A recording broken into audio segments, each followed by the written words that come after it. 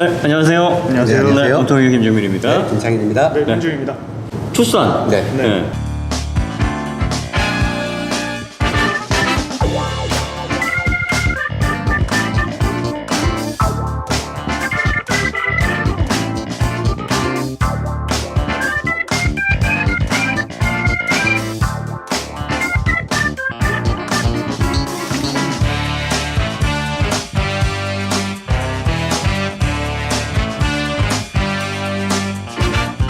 투싼이 지명 이름인데 아, 그래요? 처음 이렇게 나올 때마다 이게 스펠링이 이게 투싼이라고 읽혀지는 게 아니라 턱선. 턱선. 나는 투싼이라 그래서 네. 너무 싸다. 난 그렇게 생각하는데. 투싼. 싸요? 네. 예, 마음에 안 들면 자르십시오. 네, 아닙니다. 꼭 주세요. 꼭 주세요. 네. 현대가 들으면 지금 기분 나쁘겠는데? 아, 그런가? 네. 네. 지금 SUV 전성 시대라 SUV가 베뉴부터 시작을 해서 베뉴, 그 다음에 코나, 투싼, 산타페, 팰리세이드, 그리고 또 위로 가면은 럭셔리에서 GV70, GV80. 그런데서 7가지나 지금 GV10은 아직 안 나왔으니까. 네. 반면에 세단은 아반떼. 아반떼 밑으로는 없잖아요 지금. 네, 센터가 아반떼, 단정이 그렇죠. 됐죠. 네. 소나타, 그랜저 끝. 그리고 진짜 나서 얼마 안 되네. G70, 이제. G80, G90. 오. 그러면 SUV 라인업이 현대에서 제일 많다는 얘기죠. 다른 나라도 마찬가지예요. 그러니까 지금 해외에서는 SUV 말고 세단을 단종시키겠다. 포드도 그랬고, 예, 거의 대부분의 나라들이 이제 SUV 진료역을 하겠다라고 얘기를 하고 있어요. 그 다음에 자동차 세단은 이제 잘 나가는 거 외에는 그렇지. 안 내겠다. 그리고 전기차 어차피 뭐 이제 시티카 나가야 개념으로 되니까. 나올 테니까. 자, 그러면 이제 SUV가 이제 투싼이 가장 중앙에 쉽게 말하면 이게 아반떼 같은 SUV란 말이에요. 그러니까 현대로서는 상당히 투싼이 갖는 의미가 커요.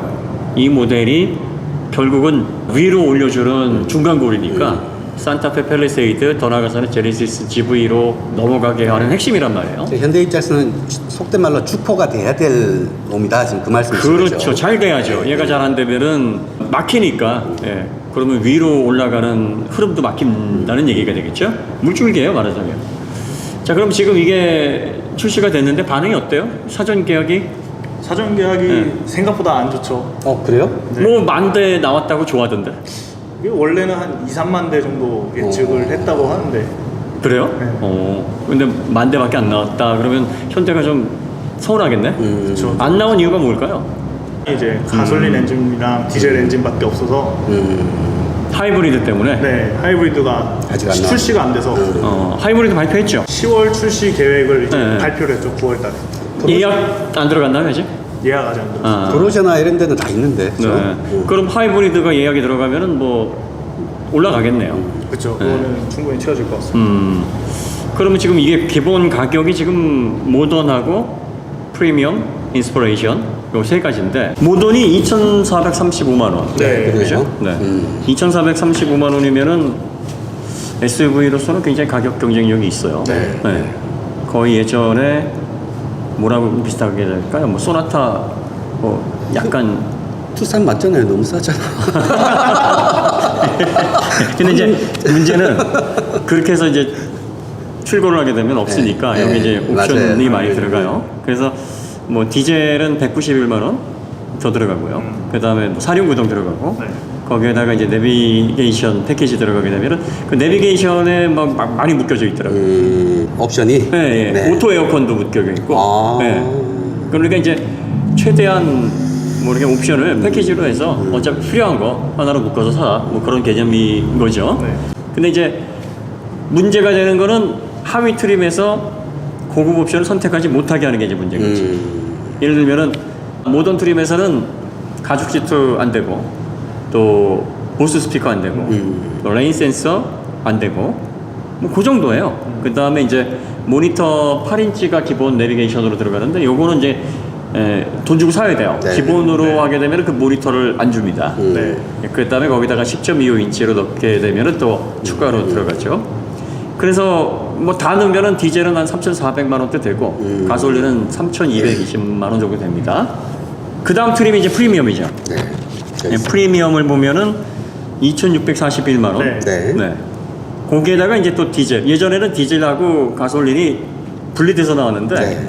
지금은 이제 옵션으로 가격을 얹어주는 네. 가격법으로 나왔어요. 그게 맞죠? 네, 저도 그게 네. 맞았어요. 그러면 이제 여기에서도 이걸 다 포함시키면은 디젤은 3,942만 원, 가솔린은 3,694만 원, 요 정도 나와요. 풀 옵션으로 하게 풀 되면. 옵션으로 다 하게 되면. 근데 재밌는 거는 인스퍼레이션으로 가면은 풀 옵션 구성이 프리미엄보다 싸져요. 그게 이게 항상 아반떼부터, 맞죠. 예. 네, 아반떼부터. 그러니까 이제 어차피 풀로 살려면 다 넣고 좀 저렴하게 살아. 네. 얼마나 싸지냐면 인스퍼레이션이 3,155만 원인데 이걸 다 집어넣으면은 디젤은 3,869만 원, 가솔린은 3,649만 원이란 말이에요. 그러니까 디젤은 프리미엄 풀 옵션보다 인스퍼레이션 풀 옵션이 73만 원 저렴하고 가솔린은 45만 원 더 저렴해요.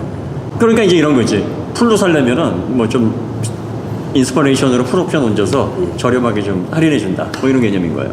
이제 그 아래 네. 트림에서는 옵션으로 사야 됐던 항목들이 이제 위 트림 가면 기본 적용이 돼 있어서 거의 다 기본으로 들어있지. 플러스 되는 네. 그 항목들이 떨어지니까 그렇죠. 그 가격 차이가 좀 더 나는 것 같아요. 근데 그게 어떻게 보면 합리적인 거일 수 있어요. 왜냐면 네. 우리도 마트 가면 묶음 상품 해가지고 그렇죠. 많이 묶어 놓으면은 저렴해지잖아요. 근데 그것도 속는다? 이 그람당 얼마를 확인해 봐야지. 네. 두 개를 묶어 놓고 더 비싸게 받는 이상한 짓 하는 맞아요. 마트들도 있어요. 있어요. 요즘엔 다 네. 그람당 가격을 제공하더라고요. 그렇죠, 마트에서. 그렇죠. 네. 그러니까 현대자동차도 이제 그 전략으로 어차피 다 살 거 좀 저렴하게 하라. 네. 그럼 인스퍼레이션 사시는 분들은 내가 풀로 살 건데 좀 저렴하게 깎아줘야 되는 거 아니냐. 그리고 입맛대로 고르려면은 이거 넣고 빼고 힘드니까 아무래도 가격적으로 조금 더 내라. 이게 사실은 합리적인 거예요. 그 공정 네. 단계에서도 차이가 있는 거잖아요. 그 사람 손 가면은 돈이거든 그게. 네. 그래서 다 넣게 되면은 이제 가솔린 같은 경우에는 3,649만 원이니까 가격으로 따지면은 뭐 펠리세이드 기본, 네. 그 다음에 산타페에서는 산타페. 중옵션도 되네요. 네. 그럼 이제 좀 더 작은 차를 풀업으로 살 거냐, 아니면은 옵션 포기하고 중간으로 갈 거냐, 아예 기본으로 가서 좀 큰 걸 큰 걸 살 거냐, 이제 그거 가지고 결정을 해야 되는 거죠. 네.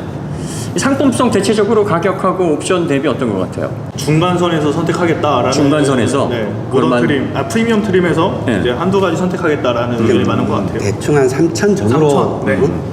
또 옵션 구성 중에서 관심을 가져볼 게 여기는 또 그 어댑티브 크루즈 컨트롤을 따로 뺐더라고요. 그 전에는 이제 어댑티브 크루즈 컨트롤을 다 기본으로 포함을 시켜서 중간 트림만 돼도 기본으로 제공을 해주는 분위기였는데 가격도 88만 원으로 살짝 올렸어요. 원래는 69만 원에서 했는데 88만 원으로. 네. 이런 것들이 왜 벌어지는 현상이냐면 이런 투싼 같은 모델들은 제조 원가가 판매 가격 대비 좀 빡빡해요.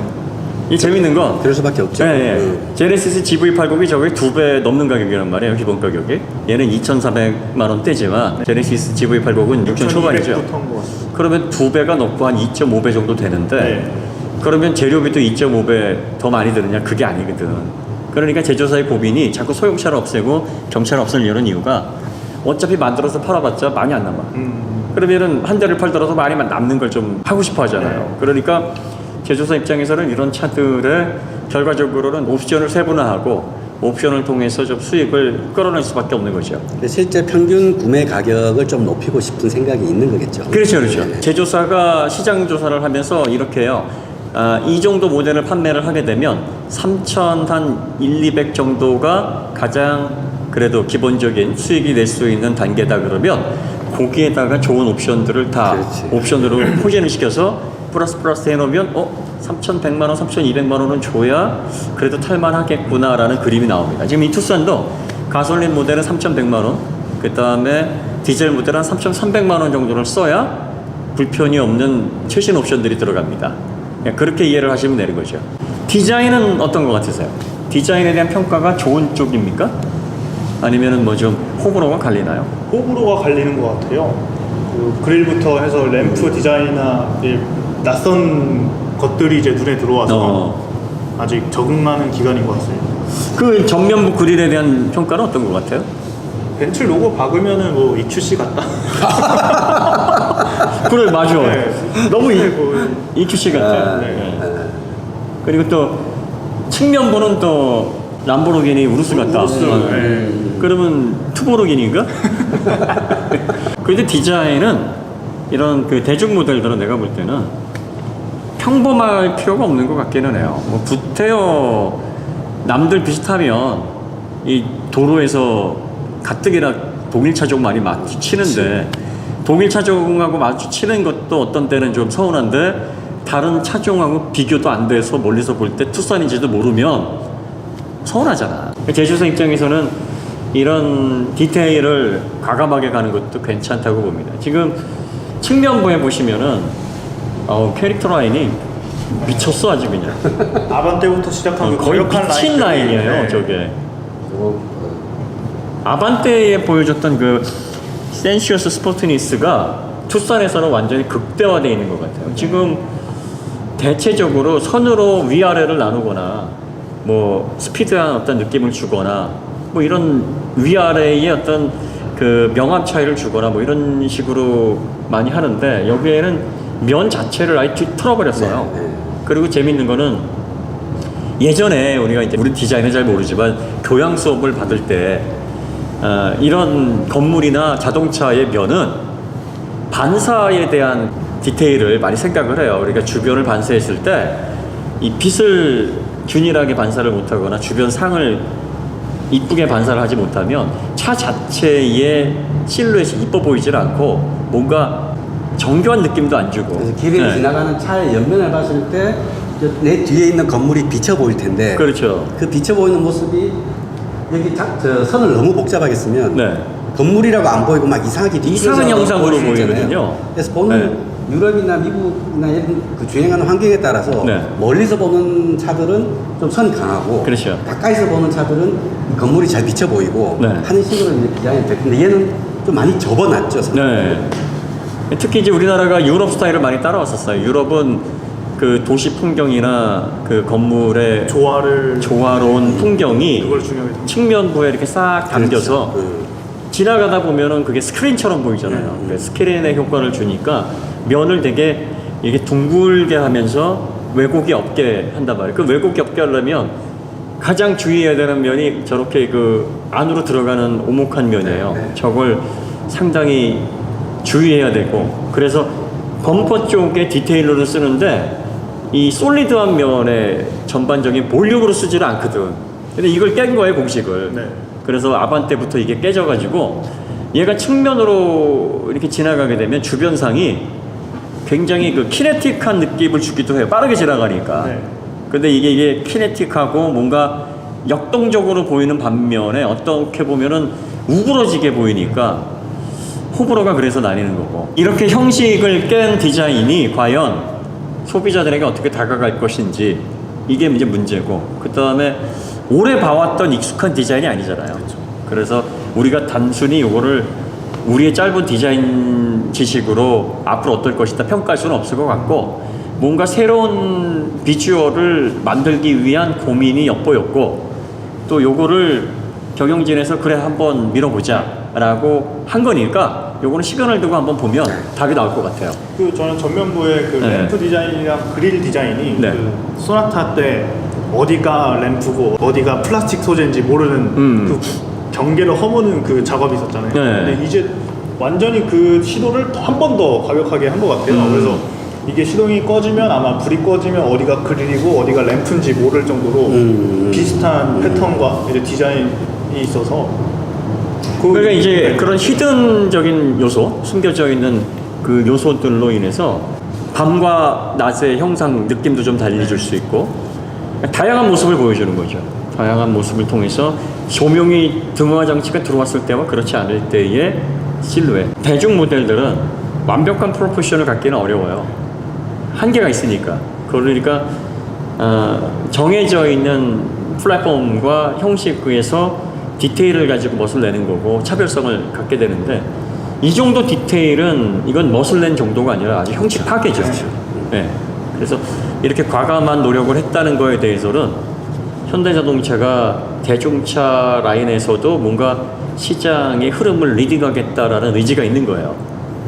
그런데 약간 여기서 한 가지 이제 우려스러운 게 뭐냐면 시장을 리딩하는 요소로서 디자인이 차지하는 범위가 점점 커지고 있기는 하나 자동차의 본질은 파워트레인과 그 다음에 전반적인 이동수단으로서의 미래 가치거든요.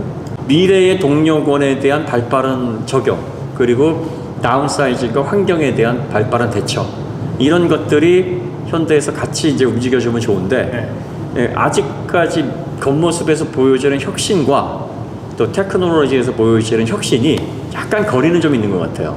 디자인이 앞서간다 지금. 디자인이 좀 더 앞서가요. 그러다 보니까 신차를 발표할 때 디자이너가 앞에 나오는 이유가 그런 것 같아요. 아직까지는 거의 세계적인 수준에 올라가서 세계적인 수준의 어깨를 나란히 하고는 있으나 리더로서의 테크놀로지는 아직까지는 과시를 못하고 있거든요. 과시라는 건 이거야. 나보다 잘하는 놈 없지? 이 가격대에 나보다 더 이산화탄소 줄이고 다운사이징에 이출력 뽑아내고 전동화 이렇게 기가 막히게 하는 데 있으면 나와봐. 이게 이제 리딩 포인트인데 그 벨로스 N에서 우리가 이제 감동을 받은 게 이 네. 가격에 이렇게 잘 달릴 수 있는 차 있으면 나와봐 네. 하는 그게 우리가 감동을 받았었거든요. 솔직히. 그렇죠. 예? 그러니까 지금 하시는 말씀은 그런 달리는 성능뿐만이 아니라 이 SUV의 카테고리 내에서도 또 가성비 모델에서도 이 가격에 이렇게 뽑을 수 있는 메이커 있으면 나와봐 그렇죠. 하는 소리가 나올 때가 돼야 된다 지금 그 말씀이신 거예요. 그렇죠. 그러니까 제품, 신제품, 주력 제품을 발표할 때는 CEO가 중심을 잡고 엔지니어, CTO, 그 다음에 디자이너 양쪽 날개가 같이 그 제품에 대한 장점을 설명을 해야 되는데 현재 현대자동차는 디자이너가 나와서 차별성을 얘기를 해요.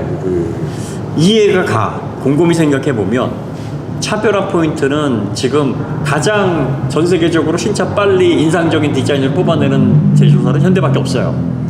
그런데 현대자동차가 보여주고 있는 파워트레인이 완숙도 면에서는 어떨지 모르겠으나 뭐 내구성 이슈 뭐 이런 걸 기본적인 결함 문제를 빼고 미래 가치나 지속적인 어떤 환경 문제에 대한 조화로운 완성도를 놓고 보면 리딩을 하는 입장은 아니거든요. 아직까지. 그러니까 여전히 패스트 팔로우를 벗어나지는 못한 입장이니까 그래서 전면에 나서기가 좀 껄끄러운 거죠.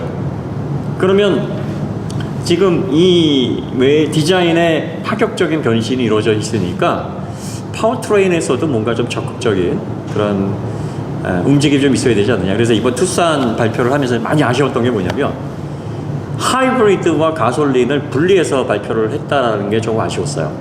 같이 발표를 했으면 얼마나 좋았을까. 그러면 제 생각으로 한 3만 대 사전계약 나왔을 거예요. 그런데 지금까지는 그 현대만 그랬던 게 아니야. BMW, 벤츠 뭐 다른 데서 다 그래요. 신차가 나오면 기존에 있던 거 실어다 놓고 그리고 어느 정도 신차 효과 누리고 나서 그게 한두 달 지나면 꺼지거든요. 그렇죠. 그럼 다시 땔감으로 불을 지펴야 돼. 그러면 이제 그 다음에 엔진 스펙 올린 하이브리드 이런 걸 통해서 계속 후속 모델이 나오면 계속 신차 효과가 6개월, 1년까지도 유지가 되니까 당연히 그 전략으로 갔겠죠. 그런데 소비자들이 이제는 현명해져서 이제는 앞으로는 반전동화 시대고 연비도 차이 나고 뭐 또 미래 가치는 EV인데 이걸 경험해 보려면 하이브리드를 좀 기다려 봐야 되겠는데 하는 시점에서 가솔린이 먼저 나오니까 생각만큼의 결과가 안 나왔던 게 아니었던가. 그러니까 이제 현대가 사실 이번에 그 하이브리드 기사를 냈어요. 그냥 연휴 전에는 사실 안 내거든. 보통은 그래요. 그런데 현대도 빠르게 이게 아니구나라는 걸 자각하고 대처를 한 거예요. 다시 불을 좀 뭔가 땔감을 넣어야 되겠다고 지금 생각하는 이런 거죠. 속도 좋아요. 그러니까 현대에서 이런 대응을 진짜 잘하는 거야. 왜냐하면 그럼에도 불구하고 막 버티고 뭐 나중에 뭐 하이브리드 나중에 내서 더 이게 아니라 시장 상황이 이렇다 그러고 빨리 대응해야지 라고 해서 하이브리드를 냈어.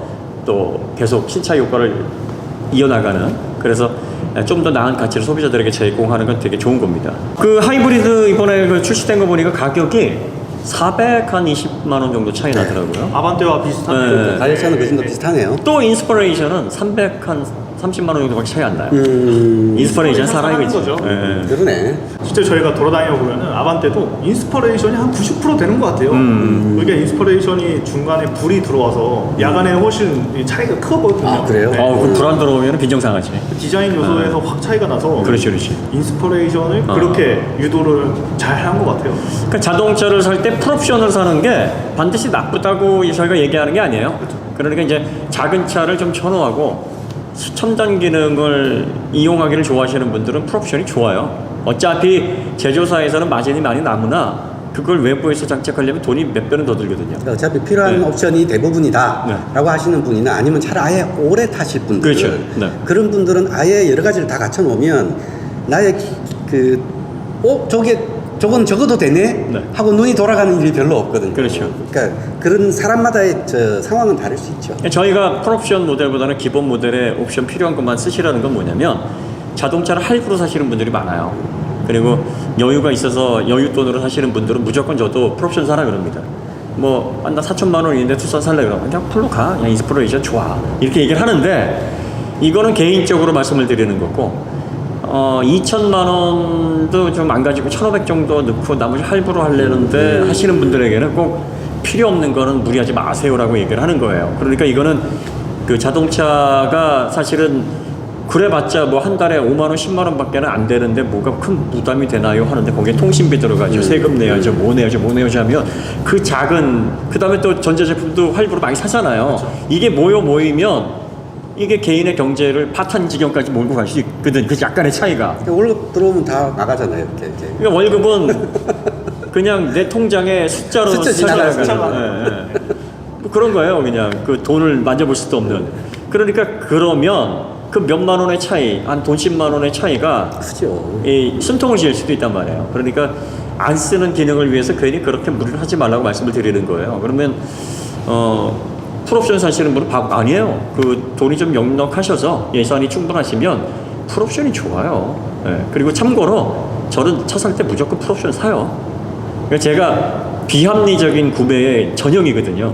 그러니까 그걸 해보면 안 해본 사람보다 이게 쓸데없구나 필요하구나를 알아요. 그러니까 저는 어떤 기능이 필요하고 필요 없는 기능이 뭔지를 아니까 무리해서는 절대 사지 마세요라고 말씀을 드리는 거죠.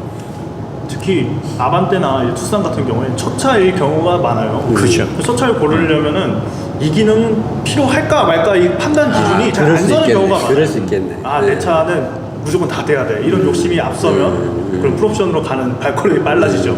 여러분들이 그 필요한 옵션과 필요하지 않은 옵션의 기준을 어떻게 삼으면 되냐면 한 달에 한 번 쓴다 필요 없는 겁니다. 적어도 하루에 한 번, 뭐 이틀에 한 번 정도는 쓰셔야 이게 필요한 옵션이에요. 그런데 어떤 경우는 1년이 지났는데 내 차에 이런 기능이 있어. 그러면서 그래. 역시 풀옵션이야. 그러면 이거 하지 마시라는 거죠. 현대자동차에서 가장 가성비가 좋은 차가 아반떼, 투싼이라고 생각을 해요. 그리고 그 밑에 이제 코나가 있는데 사실 코나는 너무 작아.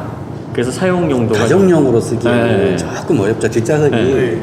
그래서 저희가 투싼 나올 때 현대에서 미래에 대한 가치, 전략, 그리고 또 파워트레인의 영속적인 밸류 뭐 이런 것들을 좀 많이 담았으면 하는 바람이 있었는데 하이브리드가 230마력으로 나오는 그 다음에 또 이산화탄소 배출량도 얼마나 줄여놨는지 관심이 있어서 봤어요. 저는 90g까지는 줄일 수 있지 않았을까 싶은데 99g. 소렌토가 103g이었는데 생각보다 많이는 못 줄였더라고요. 아무래도 출력, 이 터보 엔진이 들어가니까.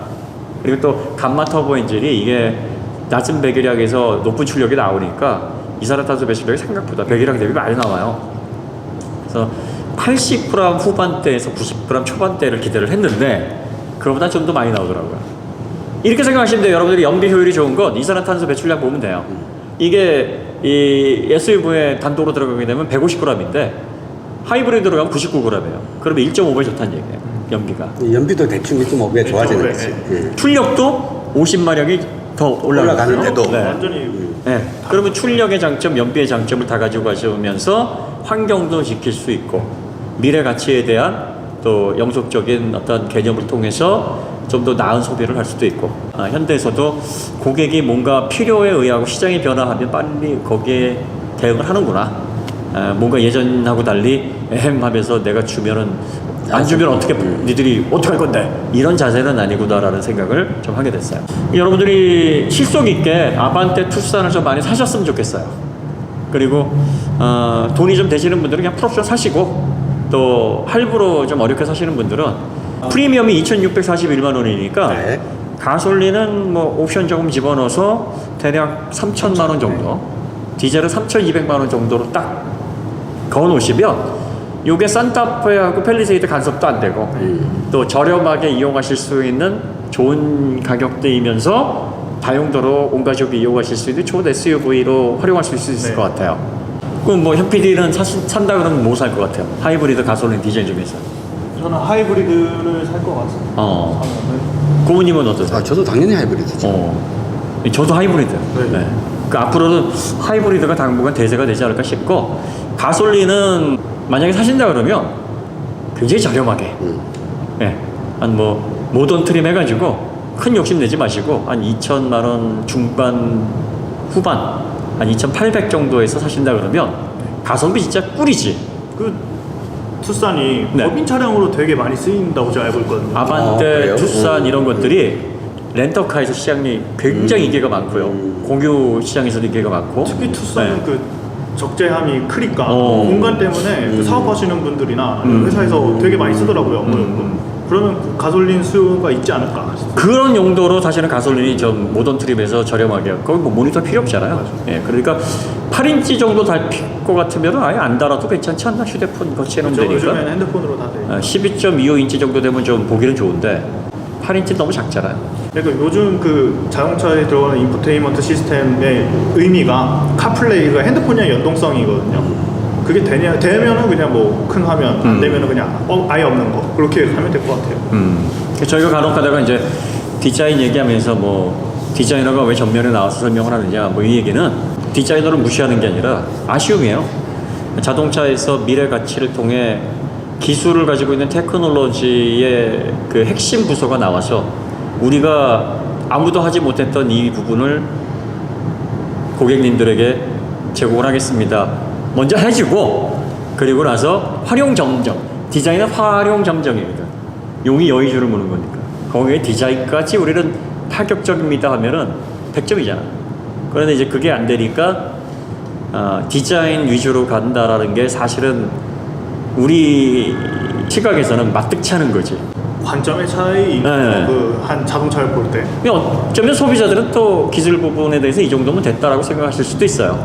그러니까 반드시 우리에게가 맞는 건 아니니까 여러분들이 그냥 저 친구들 시각은 저렇구나라고 이해를 하시면 되지 않을까 싶어요. 네.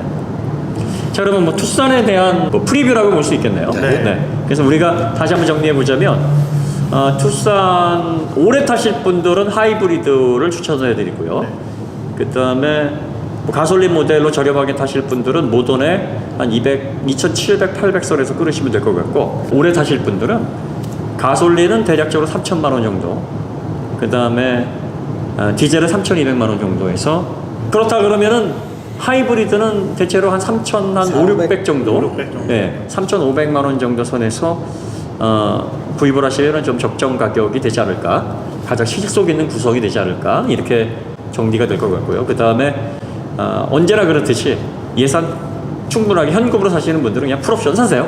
예, 저도 풀옵션 주의입니다. 그러니까 저희가 항상 말씀드리는 거 저희 취향하고는 다른 얘기예요. 그 반영을 안 한 얘기입니다. 그리고 뭐 저 같은 경우에는 고모님이나 비싼 차 사지 마세요 하면서 자기들이 사고 있으니까. 예, 그러니까 저는 이거는 요즘 안 사요. 예, 이거는 취향하고 다른 거니까 여러분들이 조금이라도 합리적인 경제 활동을 할 수 있게끔 저희는 사실 전달을 해야 될 책임이 있잖아요. 네. 그래서 드리는 말씀이에요.